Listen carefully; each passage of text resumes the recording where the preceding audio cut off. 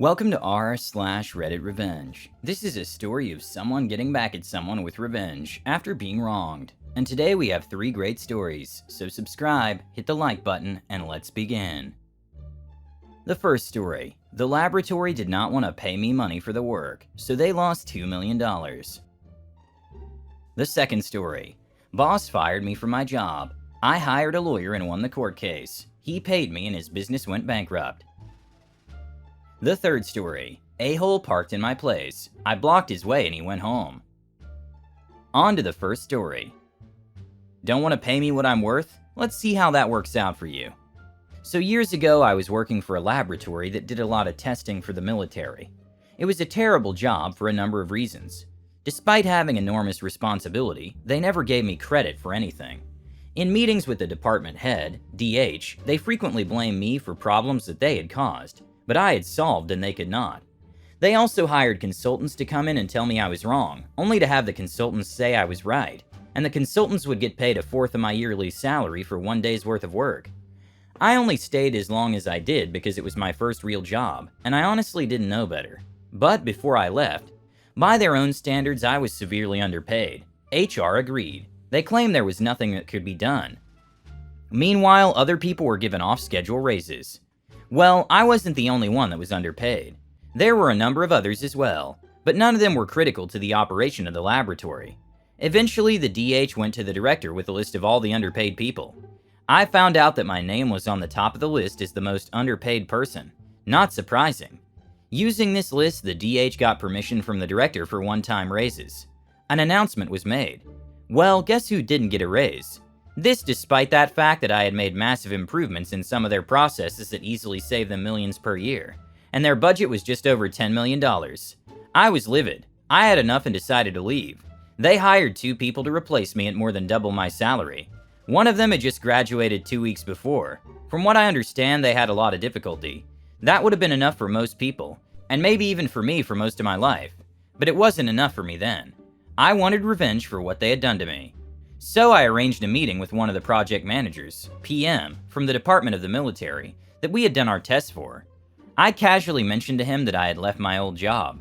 He was shocked. Remember how I said they never gave me credit for anything? Well, the military PMs considered me an invaluable expert, and could not understand why the lab had driven me away. They immediately pulled several $1 million worth of work from the lab, and gave it to the competition. Several labs were involved, because they had no confidence that the lab could do the work anymore. When I ran into one of the lab managers, the only half-decent guy there, I casually mentioned my meeting with the PM, and I could tell he figured out how the military knew I had left. Honestly, I don't know all the details on how they pulled the contract. They might have gone through all of that, and I hope they wasted more time and money on going through all that. But in the end, whatever steps were followed, the result was the same. No contract for them. It took them years to recover, and honestly, I don't know if they ever really did. Last time I checked their webpage, it hadn't been updated in at least 12 years. I would have been happy with a $20K raise, ecstatic even, but they weren't willing to spend $20K and lost $2 million to start, and more in the long run.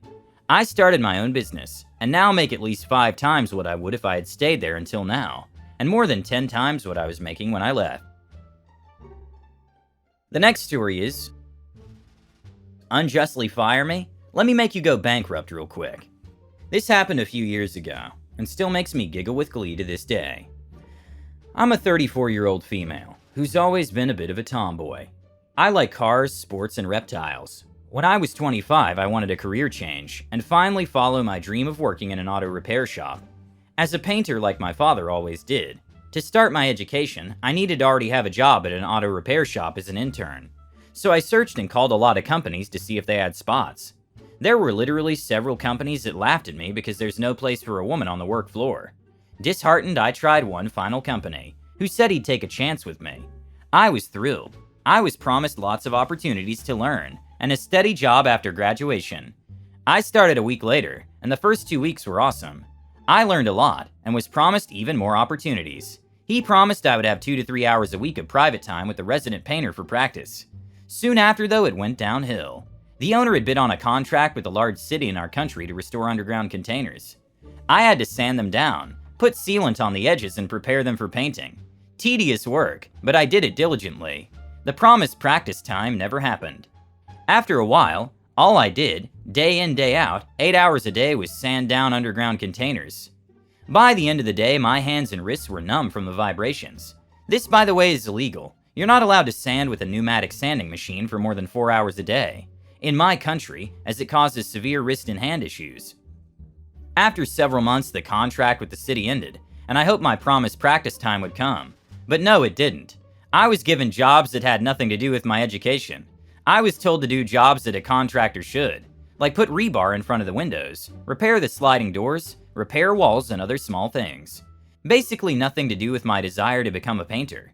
After 6 months of doing literally nothing that I could count to my education, my boss called me into his office. He told me he was fed up with my attitude. He made a mistake hiring me. I was fired on the spot. I was heartbroken and cried the whole way home.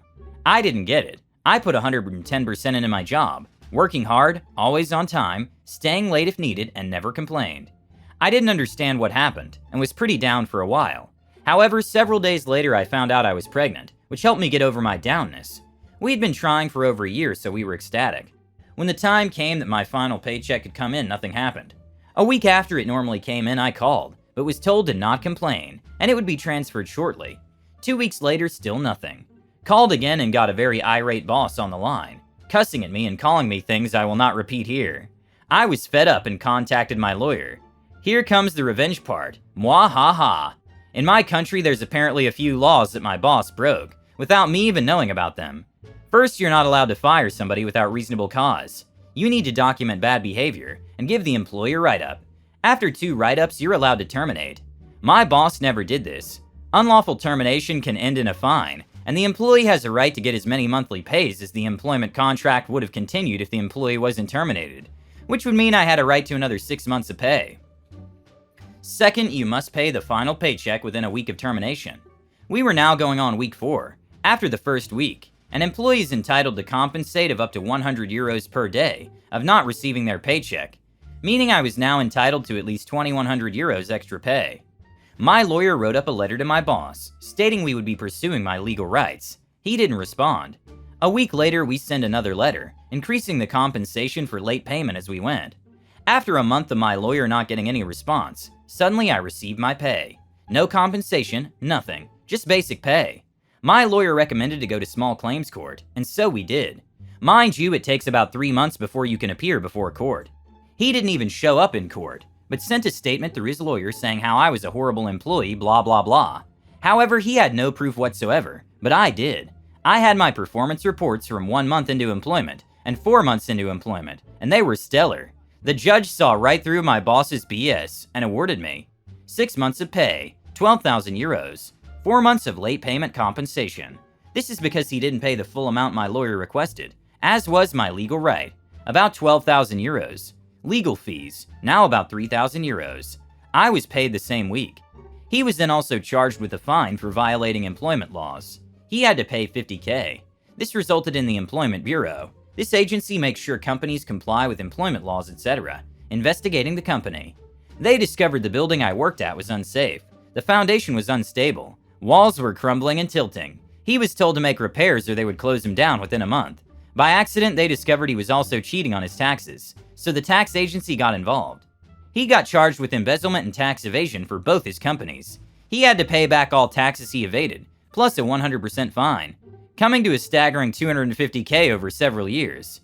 He didn't have that kind of money, and after struggling for about 2 months, which resulted in him not paying his other employees, he went belly up. Both businesses shut down, and the building I worked at even got demolished. 7 years later, it's still an empty plot, and if I ever feel put down by somebody, I take a short drive to that place. And it reminds me people will sometimes get what they deserve. Edit. Yes, my colleagues lost their jobs too, though they did encourage me to seek justice. They too were wronged by him. First off, he let them work in an unsafe environment, which he knew was unsafe. And after I left, he asked his employees to work for free, as he had financial issues which were later proven to be untrue. At that point anyway, Most didn't accept this and left the company. The ones who stayed did lose their job when he went belly up.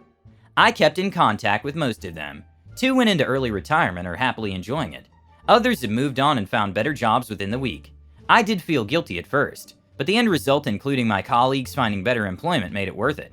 Yes, I did find another painting job for about 3 years. After which I got ill and am now waiting on a kidney transplant and also in a wheelchair. Genetics, not environmental. Kid is doing fine. He's 7 now. The sweet age of them being awesome and slightly annoying all at the same time. Haha. The last story is, park in my spot, you're walking home. So backstory, a handyman, he's not very good, is working on the home where I rent a room.